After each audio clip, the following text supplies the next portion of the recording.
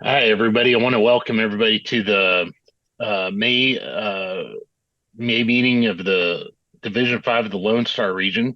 So this May 2023, we've got Jacob Dameron of Kevin Leddy joining us today to continue our talk about Fremo. Last month we had Bob Shrimp uh, give us all the when, where's, whys, and how's on Primo, and I think a lot of guys took away a better understanding on what it was. I've been talking about it a little bit, but seeing some pictures of it, I think help people. So, I've got a few things I want to announce, and if you saw the division newsletter that went out yesterday. It was took me a while to do. I've been waiting on some information on stuff to finalize, and also I think I started working on this on Friday, so it took me till Sunday to uh, get it put together. But so June 16th and 17th, we're going to have a division meet up in Lubbock, and it's going to be at the American Windmill Museum. So this is going to be in conjunction with the Lubbock Model Railroad Association. Um, their summer display, so they go and set up a bunch of modules and display them to the public. So that weekend, we're all going to be able to get together. We'll have a few clinics lined up. I think Clovis, I've heard, is coming with their module setup to set up there, and I've got Mike Mackey is going to come and do the keynote speaker for the. We'll have a dinner on Saturday night, and I've also been talking to him about doing a make and take clinic for scenery on Saturday, probably Saturday afternoon. So we're still working on the clinic, lining up the clinics on that. The dinner is going to cost $20 for that. We're having that catered in. It's beef and chicken fajitas, kind of buffet style for that. So if you got um, time and in your schedule to make it, we'd be welcome to join you. I do have a an Eventbrite listing or ticket that I'll put out just so that way we get people to RSVP, and I will probably later when Jacob's talking, I'm going to post that in the chat because I've got to look that up. Actually, I don't have it right in front of me right now, but I'll post that in the chat. So if anybody here needs it, wants to join the convention, they can sign up on there. So, and then the dinner you'll just pay there at the museum for that, and that'll be checks made out to American Windmill Museum, and then you also take card and cash is accepted too. There might be a small fee for the make and take clinic. So once we get the material list figured out and everything, I'll put that out to the members. So that's coming up. So that'll be great. Our first in-person meeting, and I don't know at least since I started being the director. So hopefully that'll become an annual thing that we'll start with. So and with that, the only other news I have is of course the national convention coming up in Grapevine at the end of August. So I think the tours and op sessions are out. Uh, so if you haven't signed up for those, I encourage you to sign up to get spots while they're early, get them while they're hot. So um, with that, that's all the news I've got for right now. And does anybody have any? I'm going to open the floor up if anybody's got anything they want to share or questions or tips or tricks or anything before we get into our presentation tonight.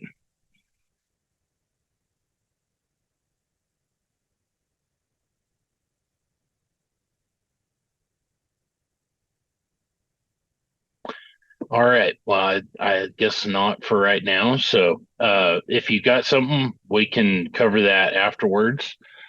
And so, with that, I want to welcome Jacob and Kevin to the meeting tonight. They're significant in the Fremo modeling, I guess, spectrum or group, I would say. So Jacob's got the Dallas Union Terminal module that we'll hear about, and Kevin's here to help present with him on that. So anyway, I'm going to turn it over to y'all, and I think we've enabled screen sharing, and we've tested that, so we're all good there. All right, Brooks, I appreciate it. Thanks for having us on here. Is everybody can everybody hear me? Okay. I can hear you, and I see your PowerPoint there. Okay, awesome. So again, my name is Jacob Dameron. I'm over here in Fort Worth. Although I spent 6 months working out of Midland back in 2014, so I'm pretty familiar with the Clovis, Hobbs, Lubbock, Muleshoe, all that area out there. So I'm not sure where exactly everyone is living, but I recognize some of the towns y'all were discussing. So I was kind of in the same situation I think your group was in back around the 2007 time frame, looking for a modular standard that allowed some prototypical modeling and some prototypical operations. And after looking around, I came across Fremo. So I reached out to one of the groups, which if you had Bob Shrimp on last month, Bob's been with Fremo since almost the very beginning. I think Bob was one of the first recruits by the original founders of Fremo. It just so happened that up in Oklahoma was a very seasoned member of Utah Fremo, a guy by the name of Adam Eastman, and Adam's no longer with us anymore. But Adam was at the University of Oklahoma working on his doctorate at the time. And so we had just up the road in Oklahoma City someone with over 10 years of experience in Fremo. So we got the group together. It was probably 8 to 10 of us originally back in '08. Started designing modules, started building modules, and Adam Eastman is very instrumental in helping us to establish our Fremo group, our operating philosophies, really helped to refine the modules, some of our building techniques, things like that. So on and off, obviously, like in any other hobby or club, you had an influx of guys, and some guys leave the hobby, and we've experienced the same thing. Only one of the things that I've noticed since Fremo is our sphere just keeps growing. We started out initially just North Texas and Oklahoma, and that just kept expanding. We found a group of guys up in Kansas, and Nebraska, Missouri, and then Illinois, and then Colorado, and then Utah, and then Nevada, New Mexico, and the setup we just had in Elk City, we had as far west as California, far coming out through Colorado, up through Minnesota, even up into Canada, Ohio, Arkansas, and obviously Texas. So the Fremo sphere just keeps seeming to grow. And anytime that there's a call put out for some modules, um, that call is usually answered pretty well. Um, I've probably built 2 dozen modules since 2008, everything from small utility modules. So one of the things you find in Fremo, and this is something that if you take this upon yourselves, you're going to find this happens is you'll design a nice, perfectly 90-degree corner or a 45-degree corner, and then you frame it, and it's 89 degrees or 91 degrees or 43 degrees. And so as you combine these less than perfect modules in your plan, the center post or the wall or the counter that you thought you would miss, you wind up hitting. So everything from small utility modules that can just shift the layout a couple of degrees to obviously this monster Dallas Union Terminal, which we'll go over here shortly. So a lot of things that we've learned in framing techniques, building techniques over the years, and that'd be a whole other presentation. But the only thing I would say on that is don't put track on foam. That's something that we found out over a decade ago. Foam was really popular in 2008, 2010 era. And what we found is that foam has a tendency it shrinks. So there's actually an outgassing that happens with foam. And we laid some beautiful corners, perfect 45-degree corners. And as Bob probably covered in the standard, the track needs to be perpendicular to the end plate. And we found the track started to, I'm exaggerating, but that foam was shrinking, pulled away from the edges, started taking track out of alignment. So But another time, you'll get a little more advanced into this. Some framing techniques would be a good presentation. Um, Kevin and I have been working together since probably I think 2015, sometime in that time frame. Um, Working with our group here to encourage Fremo and foster Fremo in the North Texas area, and I think we tried to host our first setup in 2020, but with COVID and the rest of the world being shut down, that was postponed to 2021. So our first setup, I think Kevin talked about this a little bit. But our first setup we had in 2021 was at the Northeast Mall up in Fort Worth. And I think we filled up about 6,000 square feet. Modelers from Texas, Oklahoma, Kansas, Nebraska, probably Missouri. And then second year, 2022, we wound up going up to Gainesville. We filled up just about 7,500 square feet with modelers from just about the same. I think we added in Colorado, maybe Illinois at the time. But then as we've been successful with this and we keep growing this, we've been looking for larger venues, and the DFW Metroplex, the costs just keep escalating. So we wound up back in my hometown in Western Oklahoma with 22,000 square feet of convention center. And we filled it just about all the way up. So I think we put up around 1,120 feet of mainline modules. I think it's somewhere around there. Kevin, I think you're muted if you're trying to correct my number. 1,180 feet. 1180. Okay. 17 scale miles. Okay.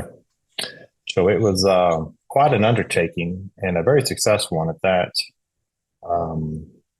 Lots of modulars. Our growth, every year we do this, we keep seeing more people wanting to come and join us. And I think a reason for that is in the Fremo community, the events that we hold, we hold them to a pretty high standard. Bob probably touched on some of this.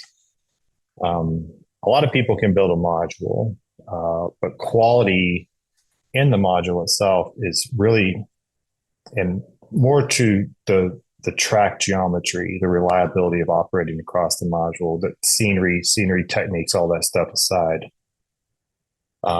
Nothing will get you uninvited quicker to Fremo setup in the future than everybody derailing across your module. So the underlying construction, the quality of the materials, the quality of the build, making sure your track geometry is key. And that's something that we really enforce. So our main line consisted of modules that we knew reliable, but then we also set up a test branch. So we didn't want to exclude the new guys or somebody that had a module previously that had been troublesome, but they thought they had fixed it. So we didn't want to exclude people. So we did set up a test branch that I think was successful this year. So everyone who was on the test branch, it was a known freebie. So if you had issues or repairs, there was a place that you could go. You could set it up. You could hook it up to the layout, run some trains across, and see if the problem had been corrected or if the module needed further work. And that's one of the things that you find in Fremo is to be successful, you're going to have reliable track work. To get a kitchen pass, to get a weekend or a week from the wife and the job and the kids, and go spend the money, the travel expenses, the hotel, the fuel, all these things. It's a considerable investment. It's not a cheap hobby, as we all know. And nothing will frustrate guys more than spending that money and using that kitchen pass to come to a setup, and then they can't run. The trains derail, the DCC doesn't work, you're fighting the layout, and it's frustrating. So enforcing those standards, the quality, and having modules checked out and having known products when you bring them together is really key to having an event that people enjoy and people want to come back to. As you get into this community, if y'all decide to take that step, you'll hear about the pluses and the minuses. You'll hear about the setups that just didn't go well.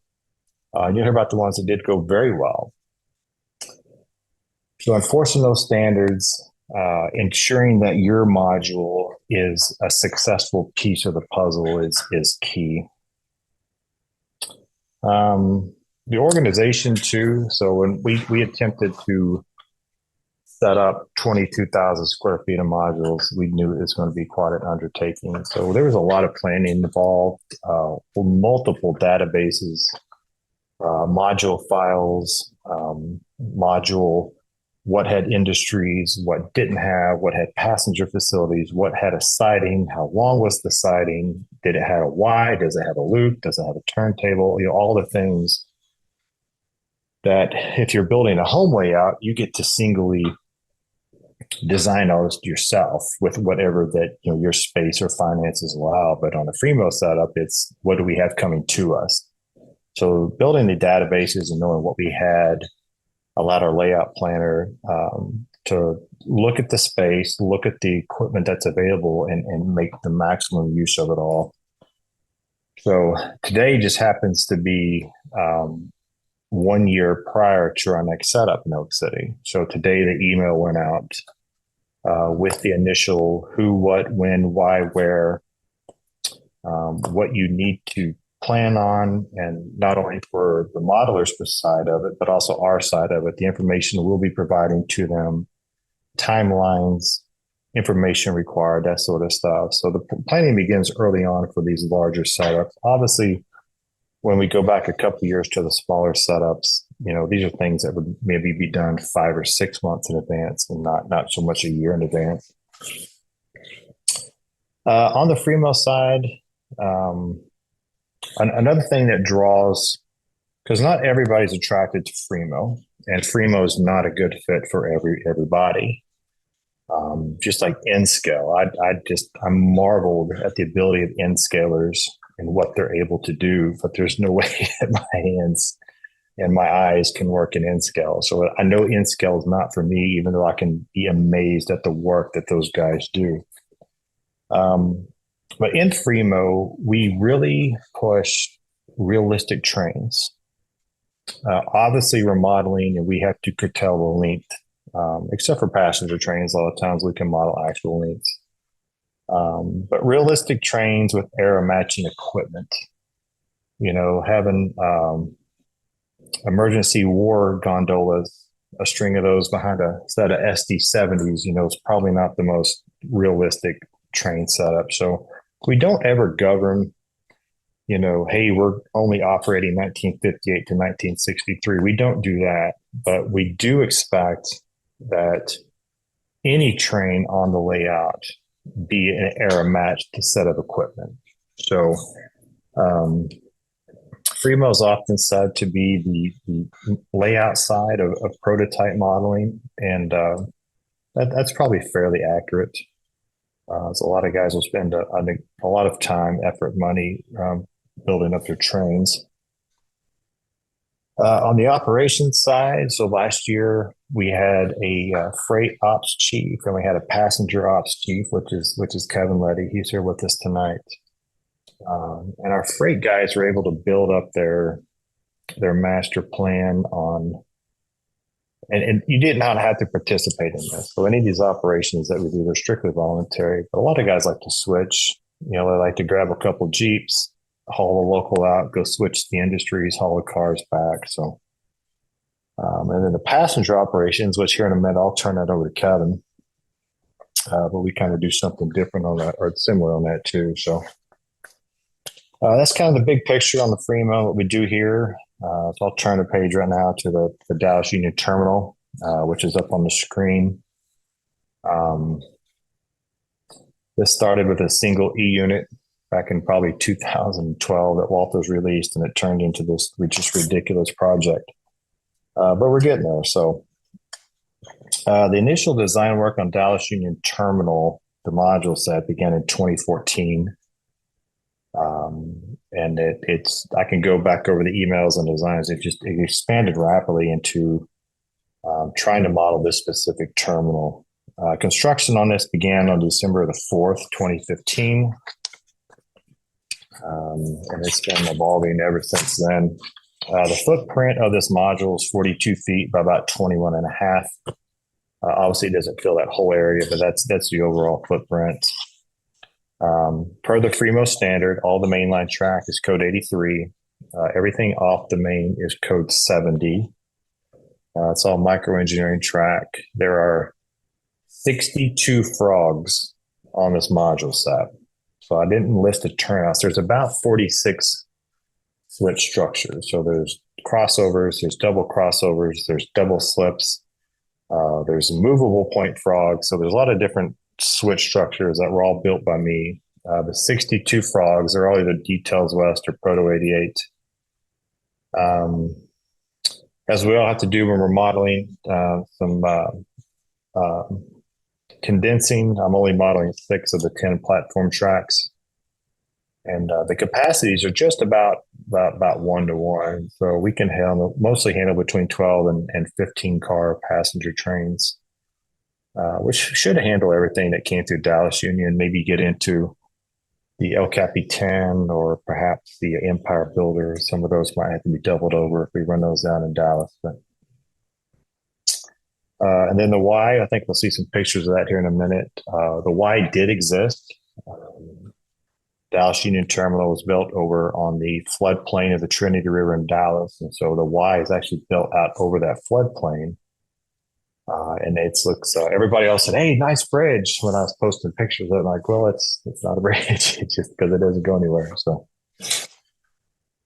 well, I think I've talked enough on that. Kevin, do you want to run through the next slide and see what we got? Try not to bore everyone to tears here. Okay, how do I advance this thing?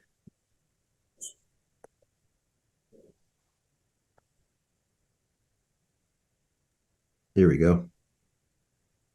Okay, so here's the aerial view of Dallas. We're looking towards the southeast over here. Off towards the southeast, everything heads out towards, I think it's called the Beltline, down towards Tower 19. This empty field right here, if you've been to Dallas, is now Reunion Plaza, the big tower with the restaurant that turns on top, and then the I think the Katy, the Rock Island, the Texas Pacific off to the north there. Next slide, Kevin. So this is a Sanborn map. Great resource for anybody who's doing research. I think the Sanborn maps were 20s and 30s era. So when we were doing some research on this, what we found out was that Dallas Union Terminal, the track pattern changed frequently and many times over the years. We wound up at the SMU at the DeGoyer Library. There were some great materials there.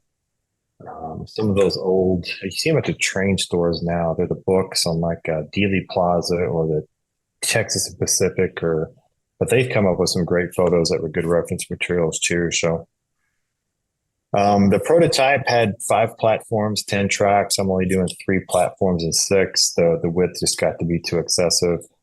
The Railway Express Agency to the south, the postal facilities were numerous. The one to the north there, of course, we're butting right up to next to Dealey Plaza, where President Kennedy was in '63.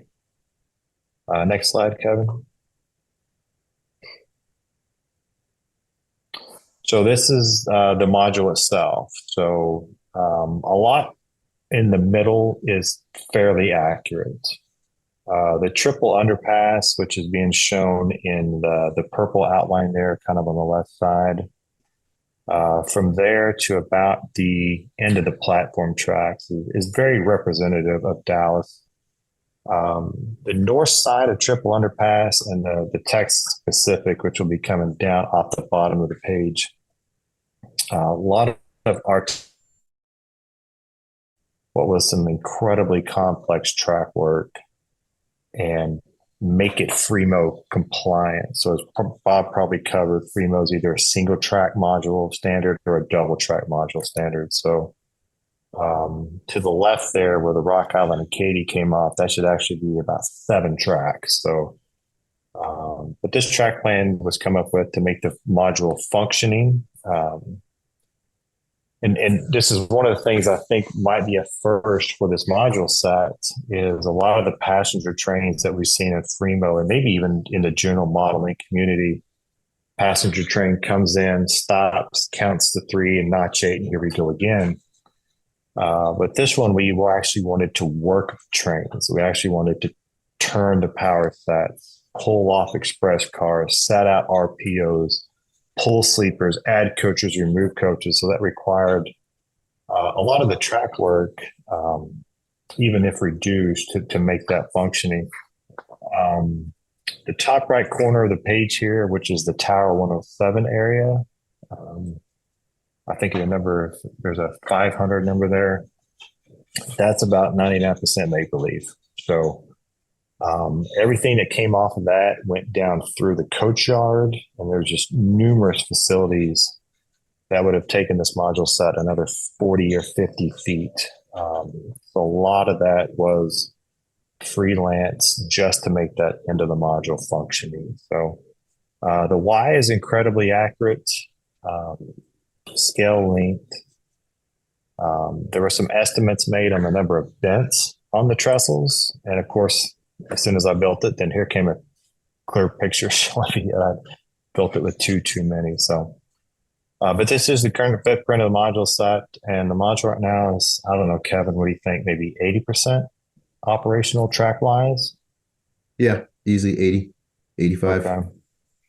So at the setup in Oak City, most of the track work on the south end was in place for us to use it, but we had electrical gremlins. So I'm using a CTC, full CTC hardware and software program. Anyways, there were some hardware issues that had to be sent back for repairs. But next slide. So this was, what is this, Gainesville, Kevin? Yes, that's Gainesville. Okay, so this is last year's setup, and we're looking at basically where the cameraman is on this picture. If you were at the federal building in Dallas, which if you look at the pictures of Dealey Plaza, where you have Texas School Book Depository, on the opposite side, the big white building is the federal building. And that was the postal annex. So the furthest track to the right, that's not the main, it's kind of on the other side of that Rock Island F unit or FP unit. They unloaded a lot of mail cars there, and a lot of that mail came across the tracks on the roads there. But we're looking down basically what would be south in Dallas. The blue foam to the left, that and to the left will be where the Dallas Union Station sits in the future. You can see the Y kind of in the background. And the little head house there, you see the little shack. That was from one of my Tyco days as a kid, but there was actually maybe a switching shack or something right there, but that's going to be repurposed into that. Next slide, Kevin. So this is in 2021. We are set up at, this is at the Northeast Mall. So we're basically looking at the opposite, the reciprocal of what we just looked at. So we're looking back down towards the blue foams where Dallas Union Station was set. And we're looking back towards what would be the Trinity or the Triple Underpass, and back towards the what we call the Stemmons freeway section, which would be underneath all those red looking lamps over there. So we're farthest right. We got this, looks like a heavyweight baggage. Would be track 1 through then 6 from right to left. And then there's a 7th track that serves as where we'll park all the mail baggage cars, and then the 2 main lines. Next slide. Real similar view to, nope, I'm sorry. No, now we're back at the 107. So now we're on the south end looking north. Across the blue foam would be Union Station, and then the cutouts in the middle of the module where the The original Union Station, they had they had the midway coming over the top. And so when passengers entered the station, they had to climb upstairs, go over the midway, and then go downstairs to the trains. And the elderly and obviously complained, and wheelchairs, so they wound up later digging a tunnel, which was a ramp, and that still exists today. And then the ramp came up other ramps so that you never had to traverse stairs, and it was much more user friendly. We're looking down the tracks here. Next slide.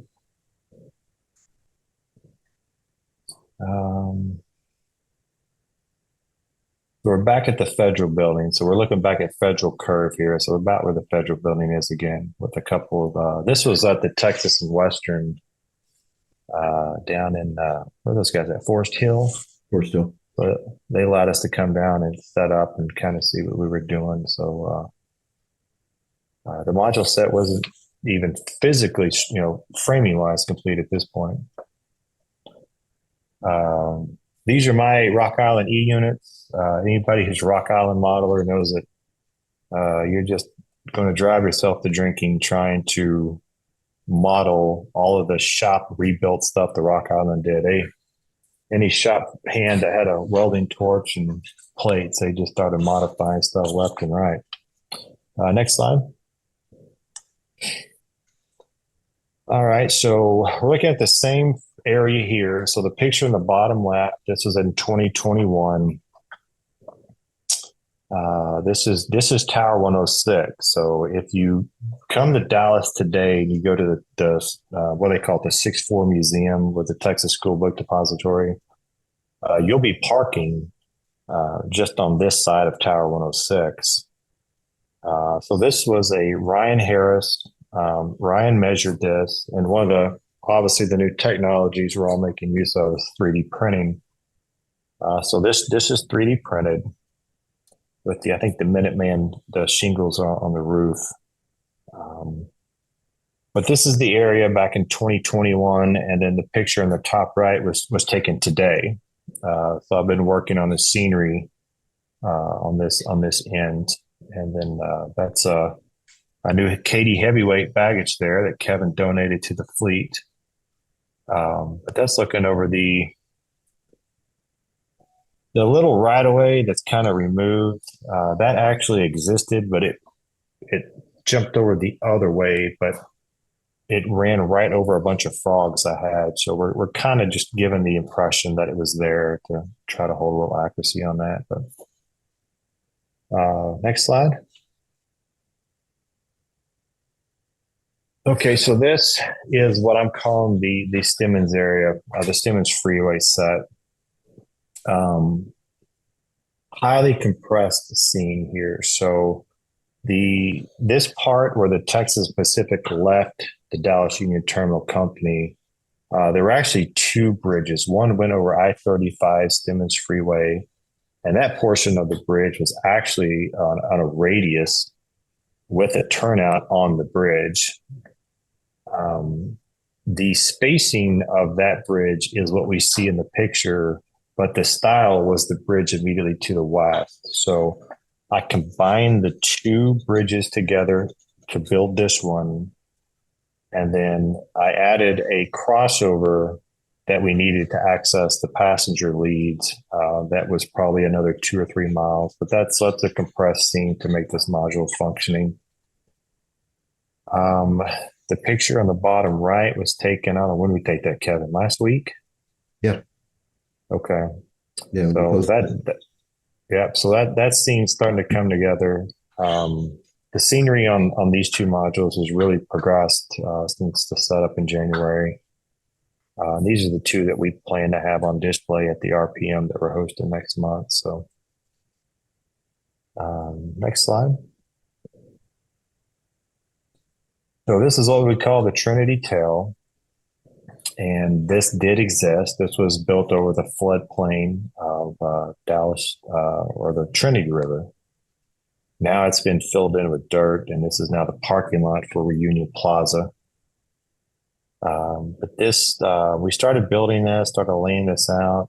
We didn't everybody who took a picture was at Dallas Station, but the trestle was way off in the distance. We had all these pictures that were not even as good as the Bigfoot photos that we have. And so Kevin supplied me some really good information on what the Santa Fe did and how they did it and their spacing. And so we went with Santa Fe spacing and data and all these things. And I think a month after I built this, I found a really clear picture showing how many vents are supposed to be. So if you start rivet counting, the length is correct, but there's too many vents in here. So, but it's just it is what it is. So this is the third leg of the Y. And this will allow, when we get into actually operating this module site, we'll really get to irritate the freight guys because we have to cross the two mains from the passenger facilities to get here. But that's how they built Dallas Union Terminal. So this was probably the first scenery I did. I think we had this up the RPM last year. I think that's right. So we used this to display some of the equipment that Kevin and I had. Pretty popular to set up. A lot of guys like to park their trains. We got a Zephyr here. It's a good photo opportunity. Of course, if you look back behind, we've got part of the layout from this year in Oak City. We set it up in a north, south, and west, and we ran all the desert modules out on the west end. So that's what we're seeing back there. This bridge, who is it? Is it Grant Line? Somebody makes vents, and they made me extra long ones so I could put them on the table on the saw and get them trimmed to length, and then all Central Valley ties on that. So next slide. All right, so this is fun. So this is triple underpass. So this was came around in I think the construction started in 1932, and I believe it was finished in 1934. Of course, the dark side of this is on the far side of this is where President Kennedy was assassinated in 1963. His motorcade came right through Elm before getting on Stemmons Freeway. When I originally started designing this, I ordered all the Walters parts, and I'm like, because Walters came up with some really nice, period Art Deco bridge components. But then some of the guys that I associate with, close enough isn't good enough. So that started the 4.5-year process of measuring this bridge and drawing it in AutoCAD, which I knew nothing about. But Ryan Harris, if you do anything in truck modeling or some of the late 80s, Ryan's well known in that community. He's like, you can do this. If I can do it, you can do it. So it took 4.5 years total. In fact, my wife and I, one of our first dates was to go measure more of this bridge. So she knew full well what she was getting into. So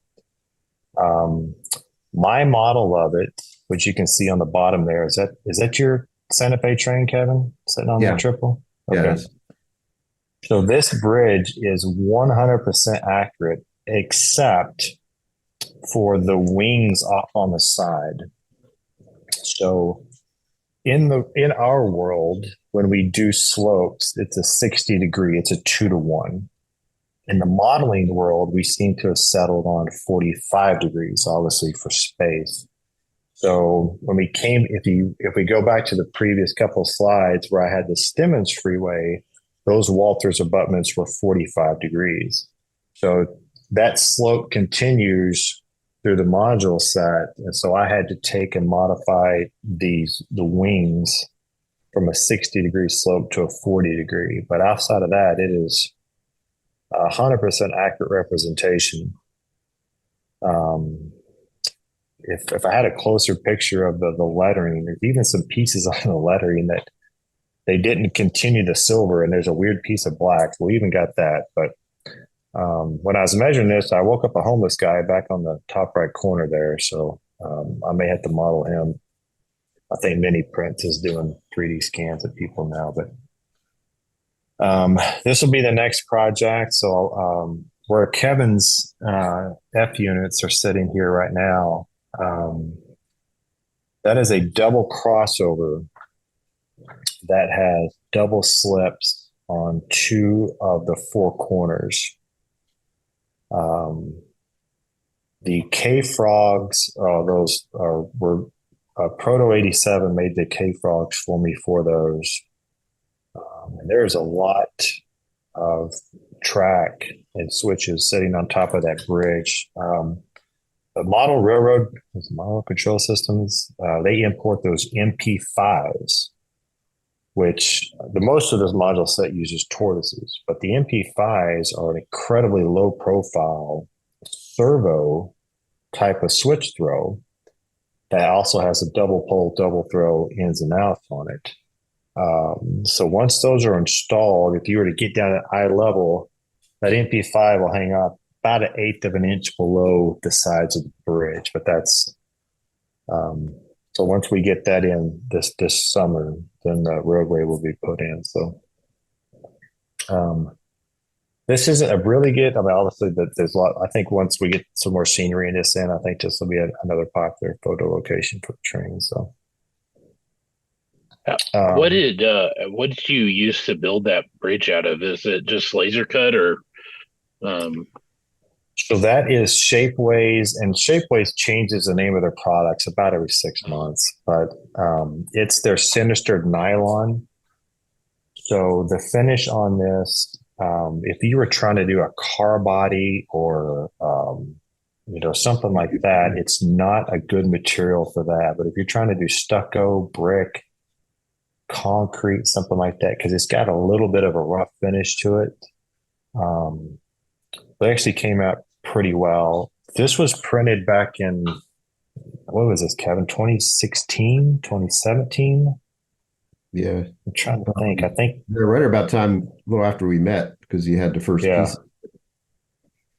So the obviously the 3D printing technology is just, every 6 months, I think it's the capacity, capability is doubling. So if you were to get and look on some of these center pieces, you can see some of the stepping on this. So if you were to compare this bridge today to something, or this bridge to something printed today, you could see the age of it, right? But I was incredibly happy with how this turned out. The hardest part was finding an adhesive that would allow me to glue this to itself. And it wound up being a 2-part Loctite with almost like a resin primer and then like a epoxy that went on top, but it wound up. And so this thing's bounced around over the roads now for 6 years and hasn't come apart. So the other side, I don't think we have a picture of the other side. So on the other side of this bridge, the reciprocal of Maine says 1934. And so that was something that actually drew that by hand. It actually printed out pretty well with Shapeways. So the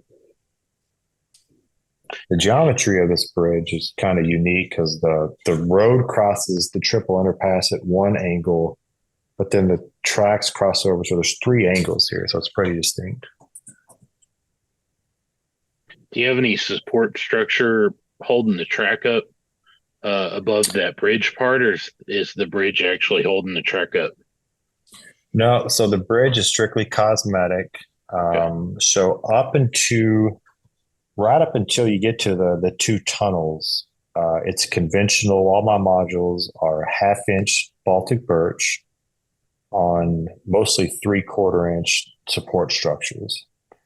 Now in the middle here, where the 2 tall columns that border Maine. So if you can see the support under there, those parts of the bridge are actually 1/2-inch ply. So a 1/2-inch ply runner it was actually cut, and then there's I want to say like windows in between that were cut out. So there's 1/2-inch ply that comes up, and then I've got small strips of, what's the denser one? Not balsa, but the Basswood. Is it basswood? Yeah. Basswood? So I've got basswood strips in between that, and then I've got the real thin, not even 1/8 inch, like 2 or 3 or 4 millimeter ply on top of that. And it's pretty rigid, so it's worked out pretty well. But what you see, the 3D parts are merely cosmetic.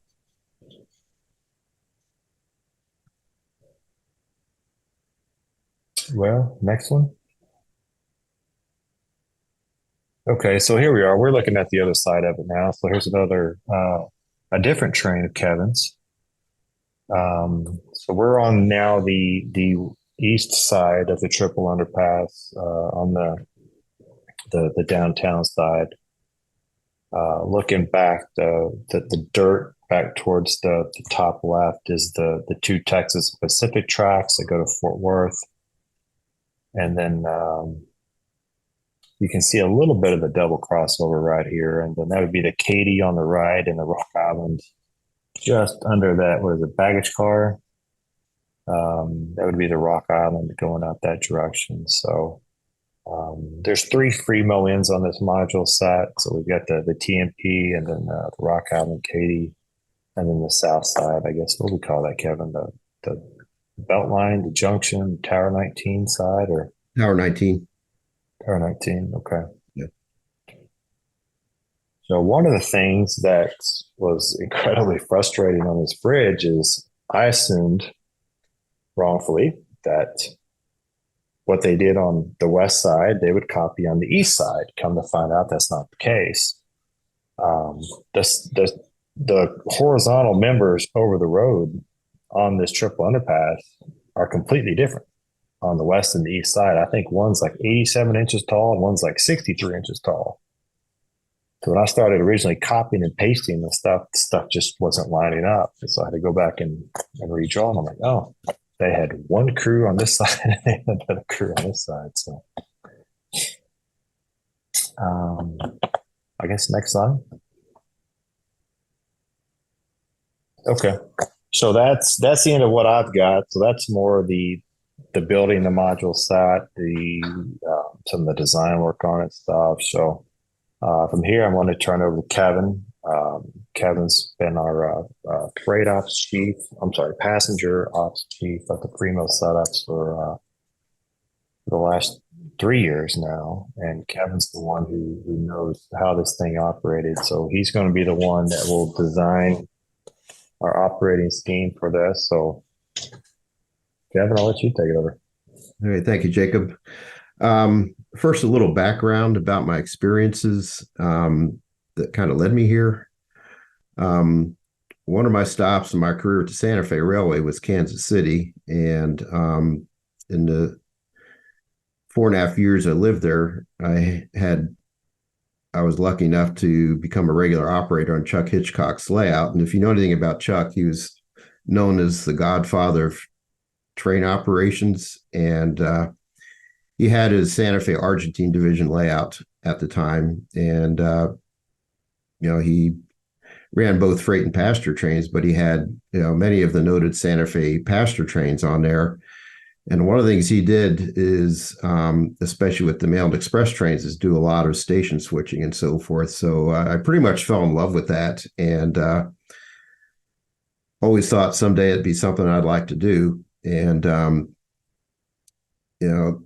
the other thing is that one of the jobs I had with the Santa Fe, I actually did it a couple of times, is work in service design, where you build the train schedules, do the blocking, and so forth. So I thought, well, I'd really love to apply this to the model railroad,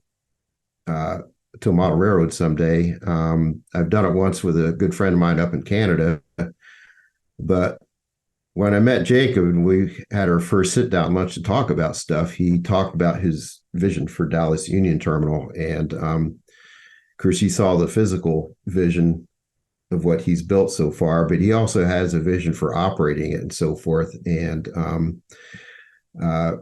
we pretty much have collaborated on this, and he's allowed me to kind of get into the research and so forth and work on building something that we're going to try to do for the first time on our next setup at Elk City, of really doing true passenger train operation, which in the model railroad world, it's really about what you do at the terminal, not so much out on the line. And, pretty much what it is, the trains come in. Some trains are worked. What I mean worked is, they'll set out or pick up express cars. Other cases will be coaches and sleepers. Dallas Union Terminal really offers a variety because you have some trains that originate and terminate. The ones that terminate have to be turned. And so the neat thing about Dallas is that it was served by 8 railroads, so you get a variety of different trains at different railroads. And I've noted some of the more famous trains here. The Fort Worth and Denver ran the Texas Zephyr and the Sam Houston Zephyr. The Texas and Pacific ran the Texas Eagle. Of course, the Katy had the Texas Special. We got Jacob's favorite train of the Rock Island, the Twin Star Rocket. The Texas New Orleans ran the Sunbeam. And, one of the trains that Santa Fe ran was the Dallas section of the Texas Chief, which in the previous picture, that's what that train was.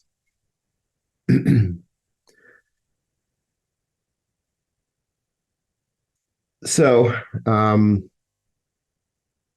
one of the things that was really good that Jacob did was put together several databases in preparation for our setup at Elk City. And one of them was available passenger trains. And what you see here is a listing of potentially all the trains that serve Dallas that we could have at one of our setups. And in fact, we had almost all of them there last time. We pretty much have them all. We don't have anything for Cotton Belt and Frisco, but they were smaller players anyway, and they were among the first to drop out. But, if you do a late 50s, early 60s, which is kind of the time frame that Jacob was aiming for, these are pretty much the trains that ran. And what's interesting, in the database, you'll find that there are 71 members that have signed up. And of those members, the ones that passenger trains, that total 79 different trains we could run, because that's a lot of different railroads. But among them, these are the trains, what I've listed here, that used to stop at Dallas.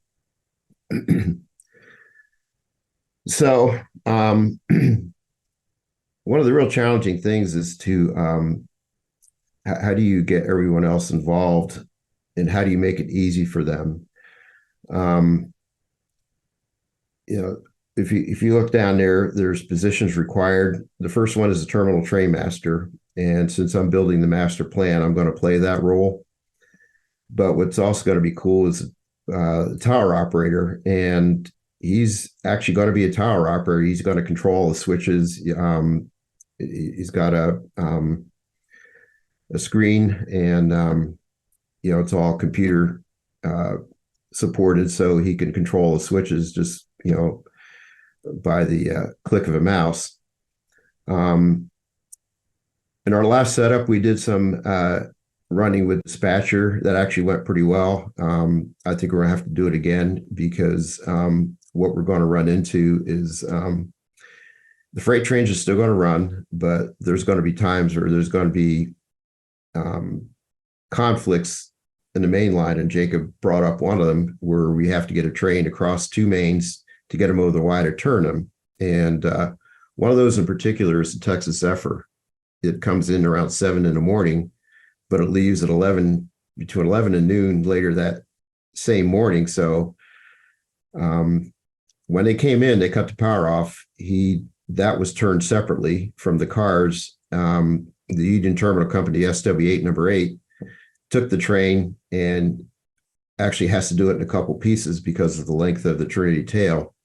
He'll have to turn it and immediately put it back on the platform track so the train could be serviced and made ready for passengers upon its departure.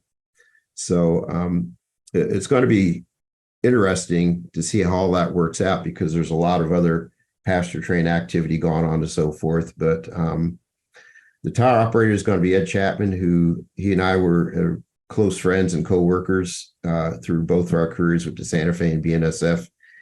He has really fallen in love with that position, and he's all excited about doing it. Jacob's very familiar, having built Dallas Union Terminal. He's going to be the switch engine operator. So I think we have enough people that we can guide the through trains in and out of the station. And the most they're going to have to do is a couple of them, like the Twin Star rocket. The head end power took the mail car and set it over on the mail track. So again, I'll guide them through that. And some of the other more complex switching, like digging out sleepers and coaches, that'll be done by Jacob with the SW8. And so I'm pretty excited about it. I'm going to have a pretty detailed written plan and scripts and so forth, train by train for the switch engine. Those will go out before we have the setup. So those that are interested in participating in it, they'll at least have some familiarity with it. We'll do a briefing that morning. And again, when we get into it, they'll be guided on where you need to come from. We'll line you up into the station, we'll line you out, and any other little things they have to do, like any head end set outs, we'll have them do that. We're not going to worry about time so much. We don't have a fast clock. A setup is something you've never run on before, so you don't time how long it takes trains to run across or anything like that. We just want to have fun. We want to try it. I really want to introduce other people into the world of working passenger trains and really expand on it, because it's something I've really enjoyed over the years. And I can't tell you how much I really appreciate the opportunity to do it. I think it's going to be a lot of fun. And I think one of the next movies that's made about Elk City will be of this operation. So you get to see the results of it. So on this last slide, this is something that I hope we can do, someday when Jacob has the station building, but recreate the John Winfrey painting of all the various, or most of the various railroads that served Dallas. You can see at Gainesville set up, we almost had all of them. The person that was to bring the Texas Special, he had to drop out at the last moment, so we're missing that, but we're getting ever so close. So besides actually running Dallas Union Terminal, I hope someday to recreate this just for the fun of it. And with that, I'll open it up to any questions.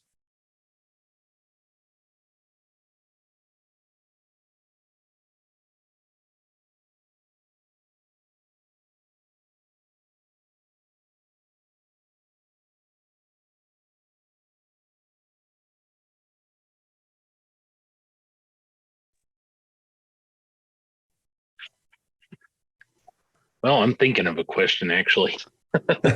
So I'm sure Probably everybody threw a else lot is at too. you, which is understandable. Yeah. There's a Yeah. lot to this, but we've been at it for several years now, and it's not something that developed all at once. It's just like, through conversations as we get done one thing, other ideas come up and so forth. And that's really been one of the exciting things about being part of Fremo, is that you meet new people, you get new ideas, and we just keep building on everything that we've experienced and keep raising the bar.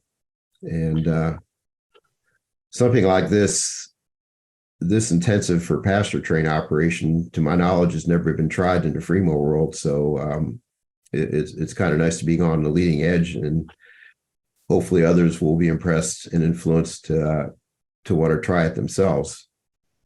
I got to add, I think the passenger operation is very unique in itself.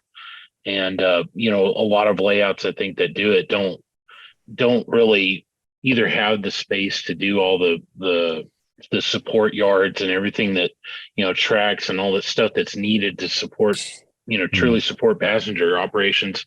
Yeah. And my first taste of it, I've got to operate on Rob Bittison's Rio Grande layout up in Kansas City a couple of years ago.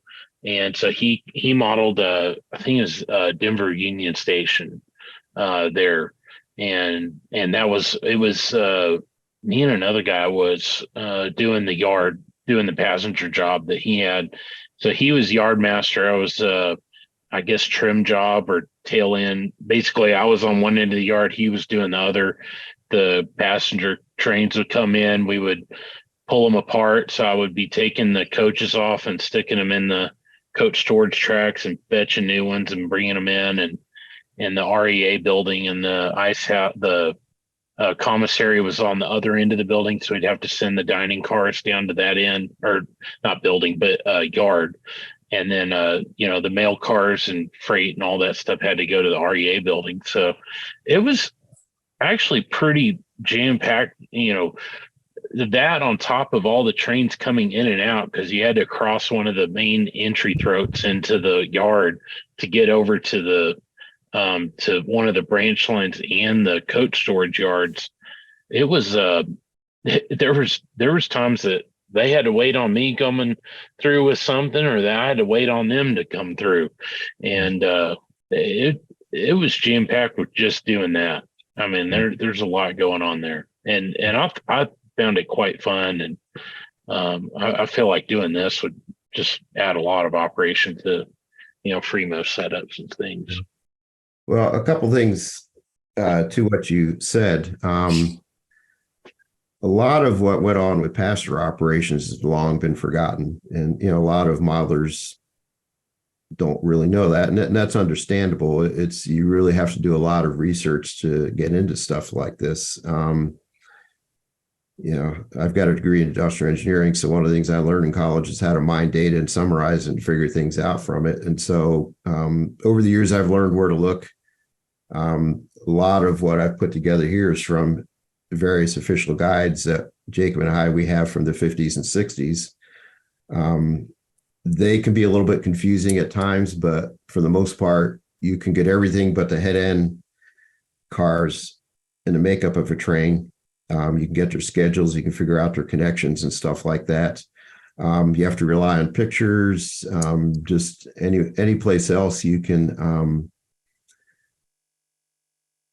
get any little piece of information that you just have to try to connect dots. And do we have everything? No, but I think we know enough to really make for a fun operation.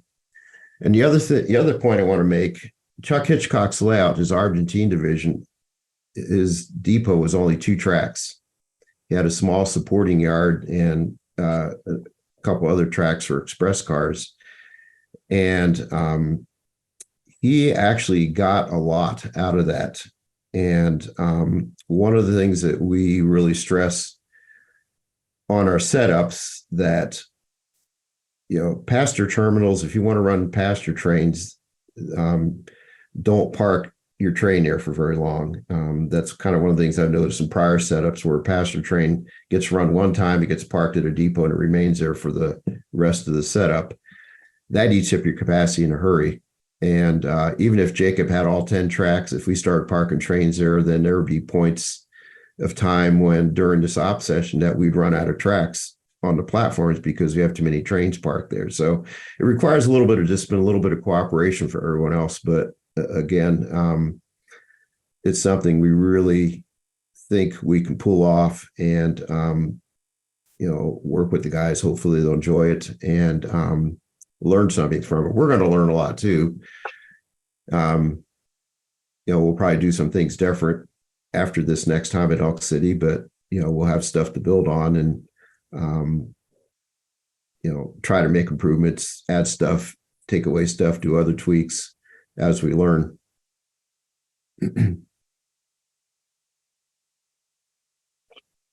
Yeah. So do you guys? Go ahead, Robert. No, you go ahead, Robert. Okay. All right. So do you guys plan to signal this? Yes. So Fremo has a signaling standard called MSS, and that was developed by Greg Furman. The MSS is basically, and it's ABS, right, Kevin? It gives occupancy indications or block status, right? And it's a great system that one of the main benefits that we found with the signal system is you're not walking down the modules constantly looking at your switch points, because in the MSS, if your mainline switch is thrown against the main, that block goes red. So as you're running your train around the layout, as long as you're running on a green or a yellow or a flashing yellow, you're good to go. The Dallas Union terminal module set will be an exception to that. So there's a guy named Kevin Rutko who owns Signal Logic Systems up in Canada. And Kevin's day job is building signal systems for the railroads. But he's also a modeler. So his side business is building CTC signal components for the model railroads.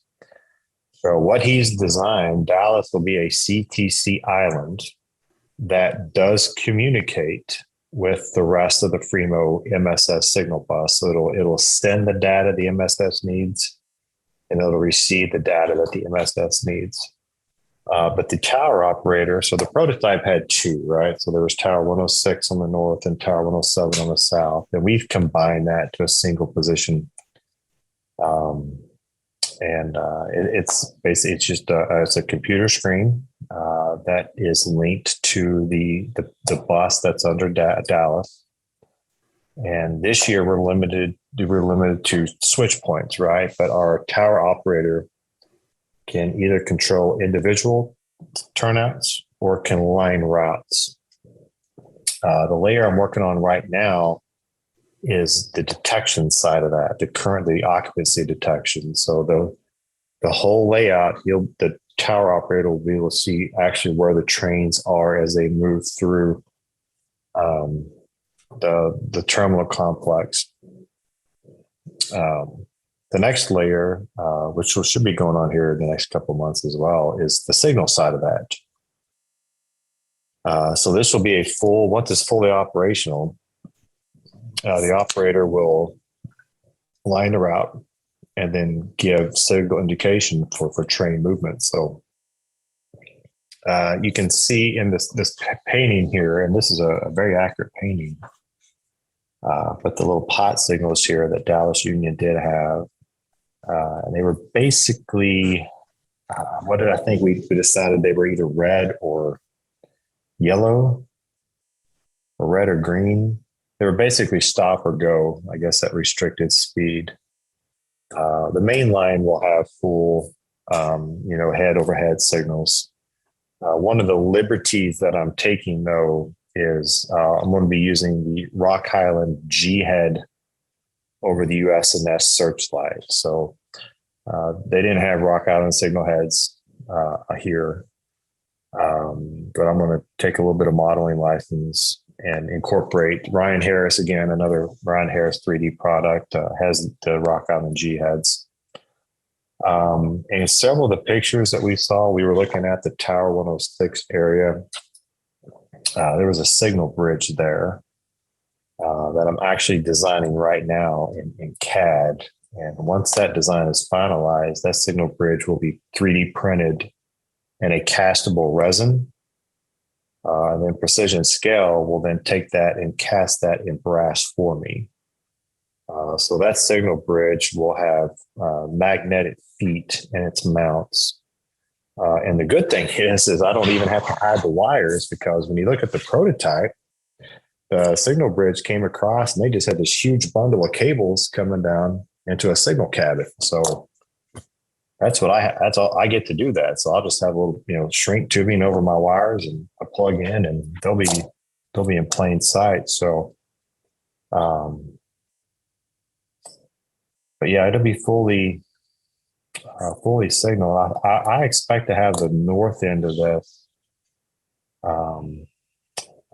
fully signaled and mainly seen by our setup in 24. So the south end should be fully operational. I'm not sure the signal status on that, but that may be a 25 target. But it'll be fully CTC. So do you require the members that bring their trains to have wheel sets that are equipped with resistors for occupancy, or is it optical sensing of occupancy? So with the MSS, wheel sets do nothing but help, resistor wheel sets, but they're not a requirement. So one of the keys of MSS is, so every module in a block has its own current detector, and then they feed into the same bus for occupancy. Where we eliminate the need for the resistor reel sets is at the signal block boundary. So when we have signals back to back, there's an optical detector right in the middle. Mhm. So as that train passes over, it obviously, with no current detectors or sound equipped cabooses or that sort of stuff, once the locomotives leave the prior block, it would typically go green. But that optical detector holds that occupied until the train clears. And most of them have a 2 to 5 second delay on them, but that's how we get away with not needing.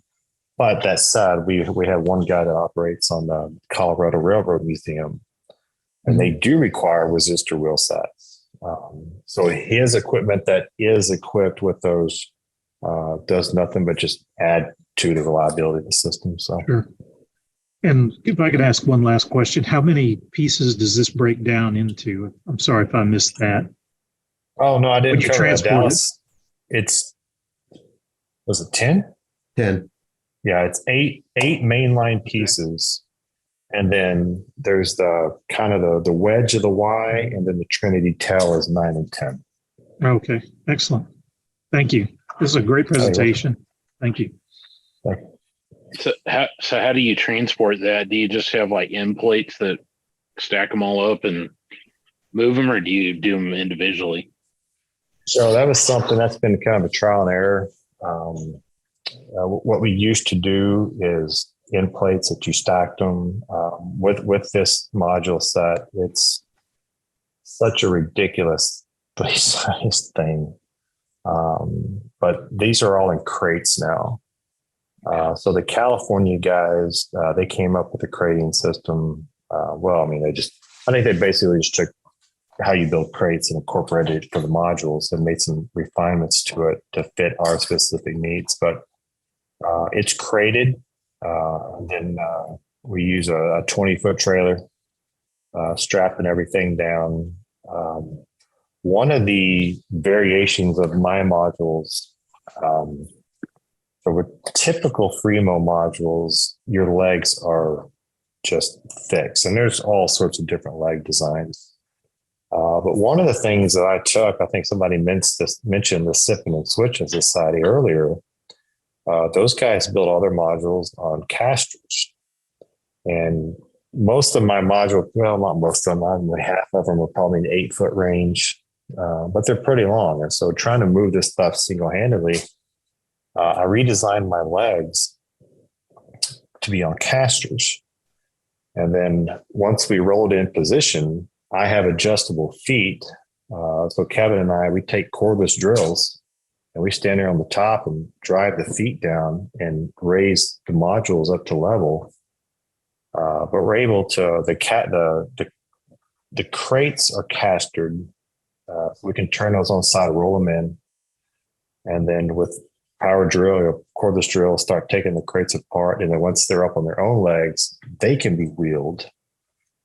So it really helps speed up especially with the modular size, like in the setup this year, and probably every setup going forward, Dallas is the keystone module. It's the one we set first. And then we start running off in 3 directions. And so one of the things we found previously is when you have a large module set like this, and you're like, oh, we need to take it and move it, 3 degrees this way, you're calling in 20 guys and picking it up. You've seen that. So with this, one guy goes on the end and starts pushing it. Okay, stop.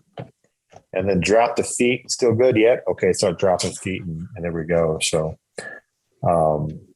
it's not a leg design I would suggest for a smaller module. Smaller ones, you can just pick them up and, because it is more expense, a little bit more complexity. But for something this size, for a loop, yard or something like that, I would recommend it for something like that. Yeah, I've built my whole layout with casters, sectional layout with casters. Yeah, it's the way to go, no doubt about it. Yeah. So like most houses here in DFW, my neighbors are 19 inches away from me. So our 2-car garage, when my wife goes to work, I can take and roll the modules out. And then I do she's the like, same I'm on the thing. way home. Yep. All right. Shove it back in. Yeah. So in your guys' setup, is having a Y problematic at all? Are you following and operating on both sides? I don't think I understand the question. Did you have to like jump out, or I mean, is it unusual to have a Y with like a peninsula on a Fremo setup? Do you have to, well, if you're following your train, you have to go out around that if it goes by? So there is another Y. So up in Kansas, Gerald Kolaski has a Y, and the actual Y on his is built to what we call the branch line standards on Primo. It's 36-inch radius. So typically what they do with that one is some industrial switching, lumber yard, stuff like that, get some of the locals off. And you have to know that, if your equipment, obviously, your big boy is probably not going to make that radius, right? Sort of thing. But with the Dallas Y, since it's just the tail, nothing can connect to it. So it is, if you're working that side of Dallas, it obviously it's in the way. You get a couple extra steps in, but no, I don't think it's in. Kevin, you think so? I mean, no, it's no worse. At Elk City, we had several branch lines that came off, and there were a few areas where you had to go all the way around, but no, it wasn't that big of a deal. And I think the setup had like 4 different Ys on it. But AJ Murphy, who actually laid out the whole setup, did a really phenomenal job of it. And for ease of walking, I would not have given up any of those branch lines because, that's where a lot of the guys in freight ops tend to go to, which makes it nice. They can do their thing and keep the main line clear. So there was really something for everybody. And one of our big concerns going into it is how's everybody going to get along. And it turned out to be that we all just had a great time. And so I'm thinking about building a set that's about, half dozen sections, and it would have a Y on it for the concept that I have. So I was just wondering if it would be problematic for a setup to have that. Okay, that's great. Thank you. I wouldn't let that concern stop you from building what you want. So on that a little bit, so with the number of junctions we had, and Dallas is a problem child on this as well, because it's basically a backwards R, and you've got railroad in all 3 directions. I built one last year. We didn't use it, but this year I'm going to build more, and we will use them next year. But so we had designated duck under areas, right? And so you're trying to duck under 24 inches or 26 inches. Obviously coming off of Dallas, it's all 26, it's double track. And it as you get older, it's just to get it's more difficult. So what I had built was it's non-compliant. I guess it could be called into the Minimo standard, but nobody had any problem with it whatsoever. But it basically looks like a G-scale plate girder bridge. Is that the right term, Kevin? Or truss girder or through girder? Yeah. Through girder, yeah. So it's a module that's, let's see, it's 2 inches. It's about 5.5, 6 inches wide. And it's got raised sides on it. So once your train enters this, C channel, it's not falling off. But it only requires you to duck under 5.5 inches instead of 24, 26. So that was one of the things. After this setup this year, I'm like, we need more. We need to make use of these designated duck under areas, and maybe even having a stool, right? So having a stool there, so that you can, get on the stool, slide yourself under, and because even, I'm only 47, but by day 4, about the 900th time that I've come out of this thing, I'm like, oh my gosh, this is killing me. So To your point, your question about the why, yeah. So that's as you start building the branches and the junctions and stuff, accessibility for the full scale people, it does become at least a concern. Yeah. Hey, thanks, guys. That was a great talk. Appreciate you answering my questions. Thank you. Oh, you're welcome. Quick question from a latecomer.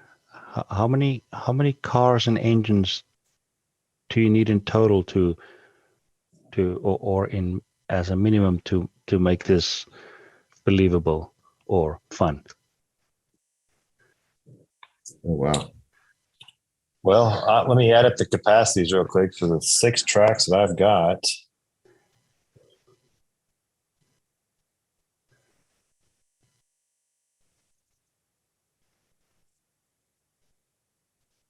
So the 6 platform tracks can hold 80 1-foot units. So if we assume an E unit or a typical, coach or sleeper, right? So we could add, it would take 80 locomotives and cars to fill up the 6 platform tracks.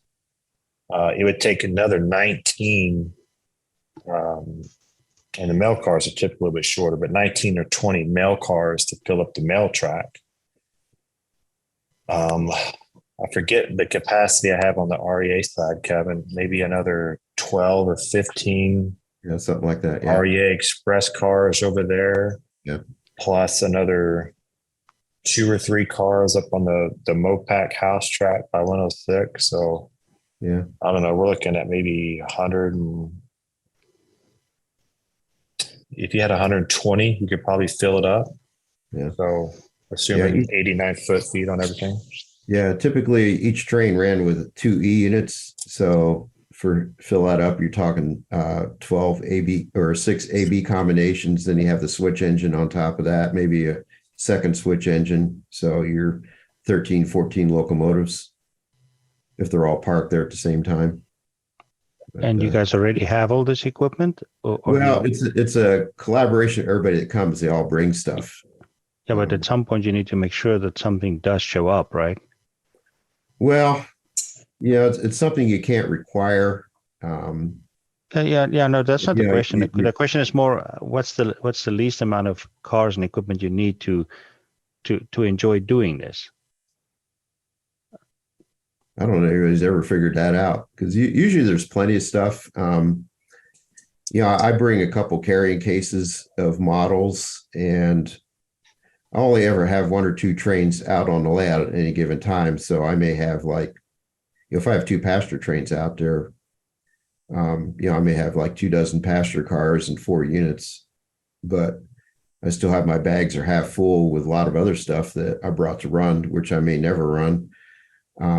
You multiply that times 40 guys. There's freight cars are a lot more, freight locomotives are a lot more. At least the setups we have, there's never been a shortage of equipment.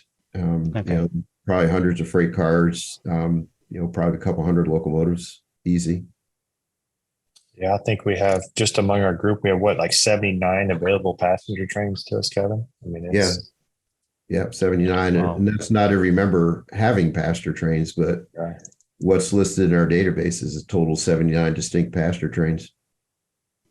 I think our track capacity is our limiting factor versus our fleets. Okay.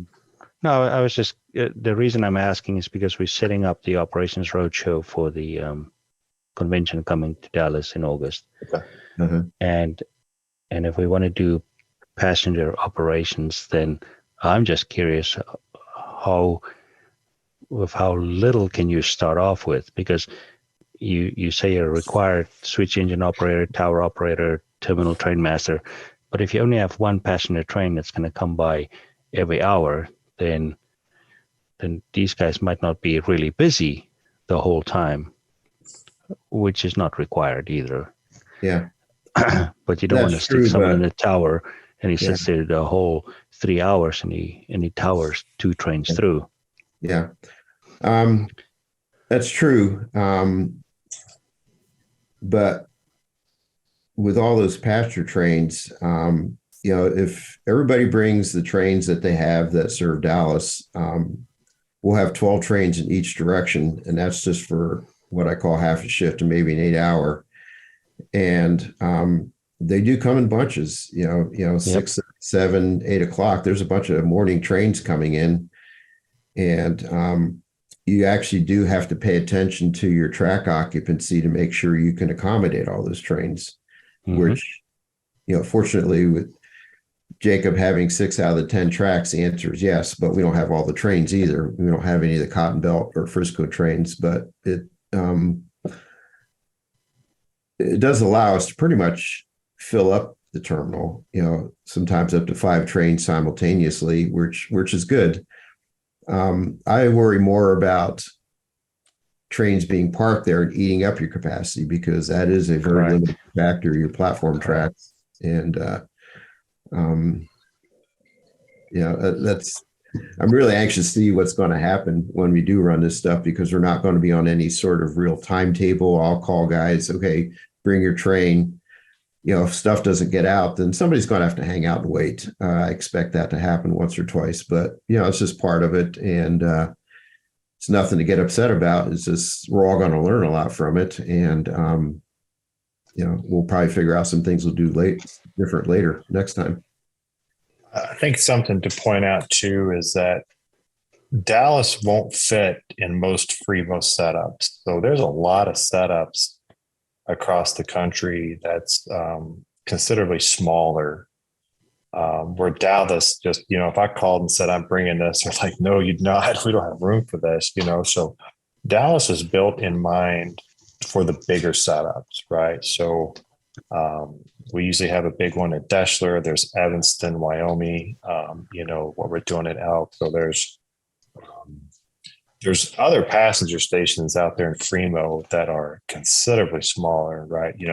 4 foot, 5 foot, 6 foot. That's, to your question, a Doodlebug and RDC, maybe a single F unit with a baggage car and 2 coaches. That would serve very well for that. So Dallas won't ever be set up in one of these smaller locations. I think maybe that's something that's probably worth pointing out to some of the new guys and looking at the Fremo side. Where was it they have every year they have a setup? Was it in Omaha? I think it's in Omaha, and it's almost like a hotel, I think, convention area. And they've got maybe a 20 foot by 40 foot area. And they just set up a couple of modules and, a couple of GP7s and a few cars, and they just run some little locals and switch industries. And I mean, the guys have a blast, it's a fraction of some of these larger setups. So, and that's one good thing about Fremo, it can scale, right? So, if you've got the smaller modules, you can have the flexibility to fit up in the smaller venues. Cool. There was a layout in Kansas City where the gentleman ran through a big passenger station, and I forgot if it was St. Louis or Kansas City. And whenever 2 trains by 2 operators were about to come to town, and then the trains had to kind of merge and swap cars and get some new ones, the local freight operator who was operating on a branch line to a part of the layout behind the wall there, it was required that he had to be back in town so that they could run the 5 engines to do all the work to mix and match and split up these 2 trains that was about to meet and then depart again. Oh, okay. And that puts a whole total different spin on passenger operations versus the freight guys bragging that they do the real work. Where this was hard shredding work, getting these 2 passenger trains to do what they had to do. Yeah. Well, realistically, they had a time pressure to them that the freight guys don't necessarily have. Correct.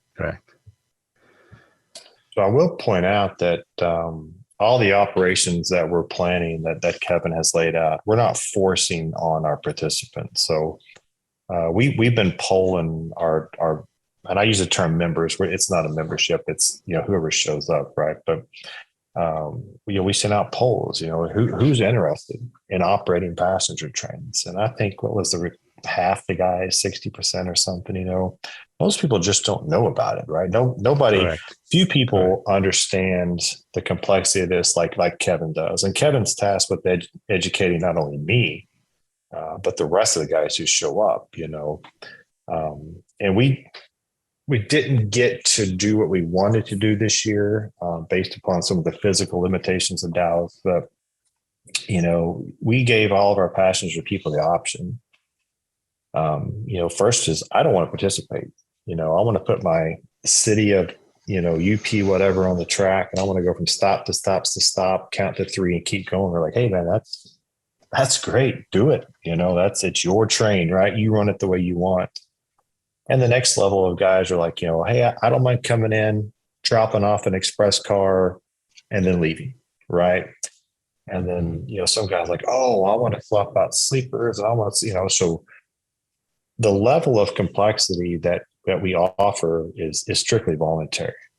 Same thing with the freight operations, because some guys like to, they got these beautiful, they got their tunnel motors, they got their tricked out weathered coal cars, and they want to run that coal drag around, and they don't want to be switching the lumber, place. So some guys want to take their Jeep, so we offer, we don't force any of this on anybody.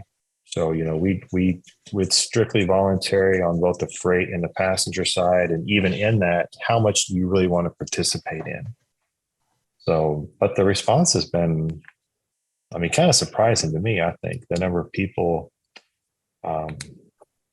when they start to kind of learn, it's more than just 110 miles an hour, stop for 10 seconds, and here we go again. So it's been fun seeing some of the people really open up to, wow, I didn't realize there's all this work that went on. So, well, there's a lot, Chris, among them, there's a lot of very remarkable passenger trains, a lot of investment in them and so forth. And here's an opportunity for them to really get more enjoyment out of them rather than just seeing them run them like they used to. But Speed, if you weren't here when I was talking about the passenger operation, it's really more about a terminal operation, and what I've designed, and with, the tower operator, the station train master, the switch engine operator, and so forth, it's all designed to make it as easy as possible for the people running the mainline trains. That some of them, all they need to do is come, do their time at the station, then go. The most some of them may have to do is cut off their power and turn it.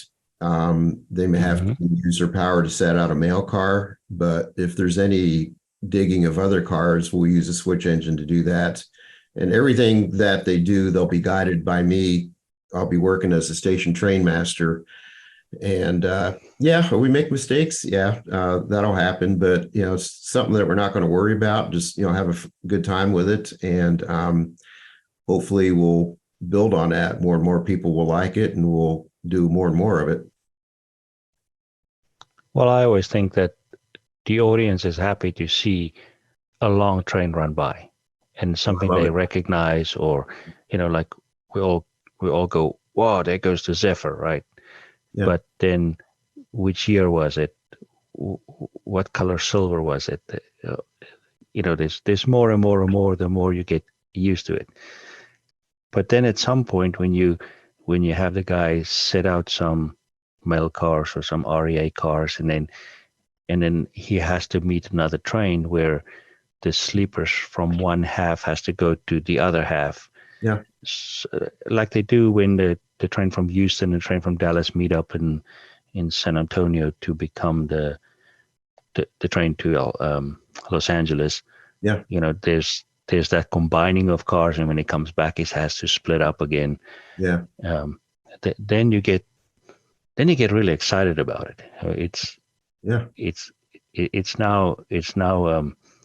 It's now freight operations with people cars, which puts another, wow, I've done that too. Or where can we do it again? That excitement of passenger operations has a different thing to it than, oh, we're just going to move another 40 boxcars to some random 40 places. That these things had purpose, right? And like you said, on time.